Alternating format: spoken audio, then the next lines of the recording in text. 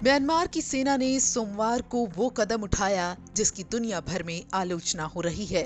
सेना ने देश में 10 साल बाद तख्ता पलट कर दिया। उसने national league for democracy party की सर्वोच्च नेता आंग सान सू की और कई अन्य नेताओं को हिरासत में लेने के बाद ये कदम उठाया।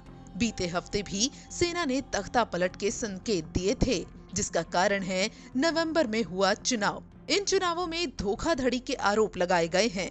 8 नवंबर को हुए चुनाव में एनएलडी ने 83% सीट हासिल की, यानी पार्टी को 476 में से 396 सीटों पर जीत मिली, जिसके बाद स्टेट काउंसलर आंग सान सू की को दोबारा सरकार बनाने का मौका मिला। चुनाव में सेना के समर्थन वाली union solidarity and development party को केवल 33 सीटों पर जीत हासिल हुई, जिसके बाद से सेना कई बार सार्वजनिक रूप से चुनाव में धांधली के आरोप लगा चुकी है।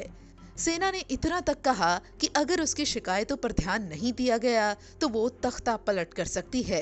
करीब 3 महीने बाद सेना ने तख्ता पलट कर दिया, लेकिन म्यांमार में ये पहली बार नहीं है जब सेना ने देश की कमान अपने हाथ में ली हो। म्यांमार को साल 1948 में ब्रिटेन से आजादी मिली थी, जिसके बाद से यहाँ 2 बार, एक बार साल 1962 में और दूसरी बार 1988 में तख्ता पलट हो चुका है।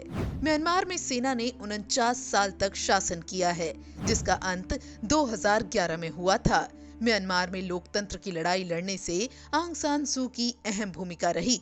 1991 में उन्हें नोबेल शांति पुरस्कार से नवाजा गया। उस समय भी वो नजरबंद ही थीं। उन्होंने 1989 से लेकर 2010 तक करीब 15 साल हिरासत में बिताए हैं। सू की ने म्यांमार में नवंबर 2015 में पहली बार खुले तौर पर हुए चुनाव में national league for democracy party का नेतृत्व किया। वो देश की सबसे बड़ी नेता मानी जाती हैं। वहीं अब उनकी और पार्टी के अन्य नेताओं की रिहाई की मांग तेज हो गई है।